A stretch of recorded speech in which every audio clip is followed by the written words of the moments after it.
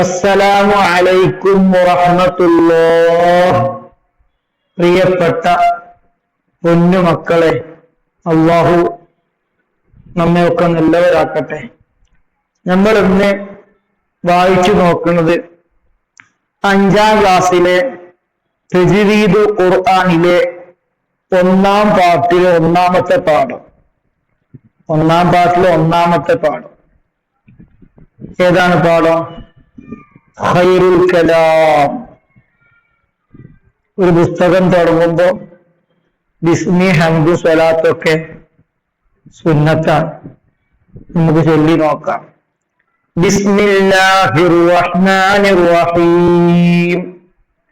അൽഹംദുലില്ലാഹില്ലദീ അല്ലമൽ ഖുർആൻ والصلاة والسلام على سيدنا محمد الذي أرشد الإنسان وعلى آله وصحبه أهل الإيمان والإحسان.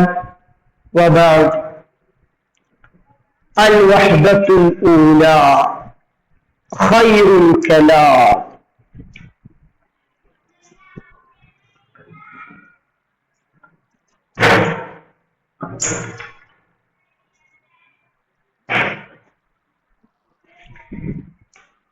നബി സല്ലല്ലാഹു അലൈഹി വസല്ലമ പറഞ്ഞു. എന്ത് പറഞ്ഞു? ഖുർആനിന്റെ കൂട്ടുകാരനോട് പറയും. ഭൂമിയിൽ വെച്ച് ഖുർആൻ ഓതിക്കൊണ്ടിരിക്കുന്ന ആള് ഖുർആന്റെ കൂട്ടുകാരനാണ്.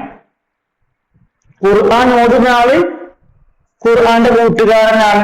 അപ്പൊ ഖുർആൻ നല്ല രൂപത്തിൽ ഓതുന്ന ആളോട് പറയും. എന്താ പറയാ? ഓടൂ, കയറിക്കൊണ്ടിരിക്കൂ, ഇഹലോകത്ത് വെച്ചു നീ ഖുർആൻ സാവധാനം ഓടുന്നത് പോലെ ഓടൂ.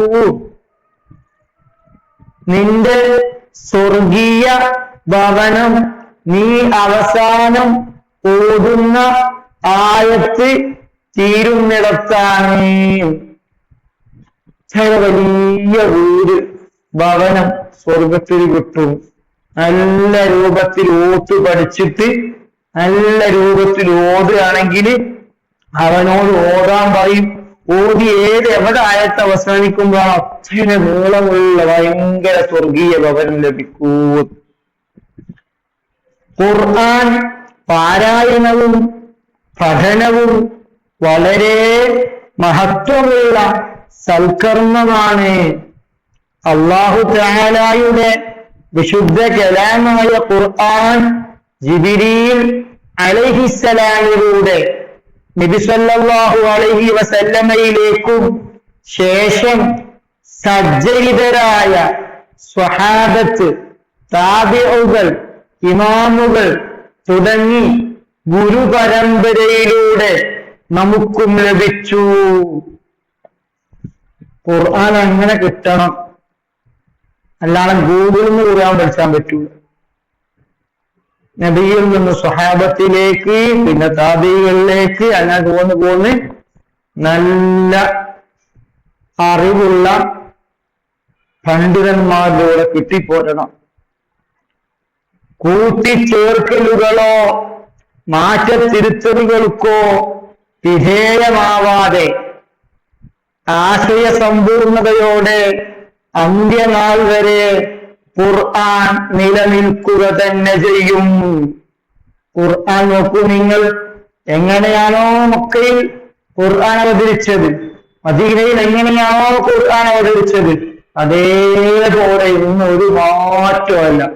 എന്തെങ്കിലും മാറ്റം വരുത്തിയാൽ അത് കണ്ടുപിടിക്കാൻ കഴിയുന്ന പണ്ഡിതന്മാരുണ്ട്. പലരും പലപ്പോഴും ശ്രമിച്ചിട്ടുണ്ട്, ഖുർആൻ മാറ്റി നോക്കാൻ സാധിച്ചിട്ടില്ല. കാരണം അത് തെറ്റിച്ചിട്ടുണ്ട് എന്ന് പണ്ഡിതന്മാർ കണ്ടെത്തും. ആ ഖുർആൻ തെറ്റിച്ചാളെ കണ്ടുപിടിക്കും. അങ്ങനെ മാറ്റാൻ കഴിയാണ്ട് ഖിയാമത്ത് നാൾ വരെ നിലനിൽക്കും പരിശുദ്ധ ഖുർആൻ. വിശുദ്ധ ഖുർആൻ ഇലാഹി വചനങ്ങളായതുകൊണ്ട് തന്നെ എല്ലാ അർത്ഥത്തിലും മറ്റെന്തിൽ നിന്നും വ്യത്യസ്തമാണ്. പാരായണം, എഴുത്ത്, വ്യാഖ്യാനം എല്ലാ സവിശേഷവും പ്രത്യേകതകളും നിറഞ്ഞതുമാണ്. ഖുർആന് അവ പാലിക്കാതെയുള്ള പാരായണവും എഴുത്തും പഠനവും കുറ്റകരമാണ്. ഖുർആന് അല്ലാഹുവിന്റെ കലാമാണ്, അല്ലാഹുവിന്റെ വചനങ്ങളാണ്.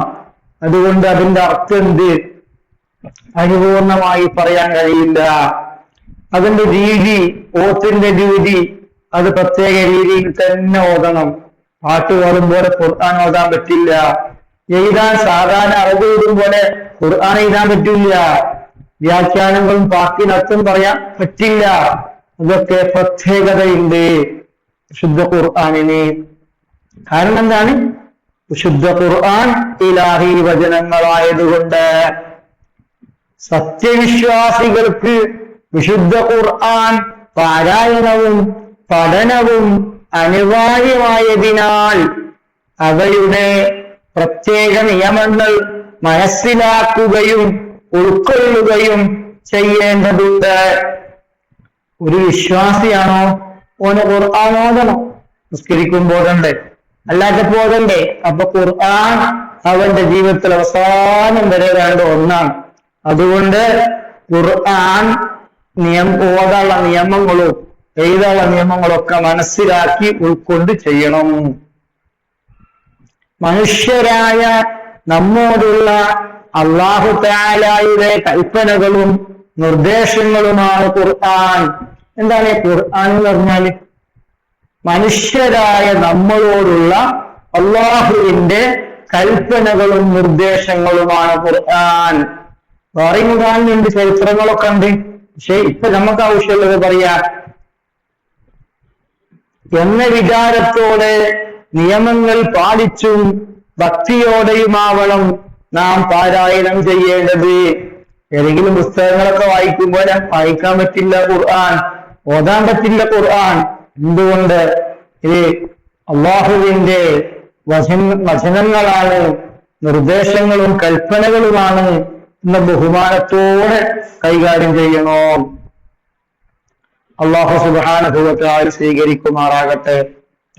ഇൻഷാ അല്ലാഹ് അടുത്തൊരു വീഡിയോയിൽ വരും. അതിന്റെ ലിങ്ക് ഈ വീഡിയോന്റെ അഭിപ്രായ ബോക്സിൽ കാണുന്നതാണ്. അല്ലാഹു കബൂൽ ചെയ്യട്ടെ. അസ്സലാമു അലൈക്കും.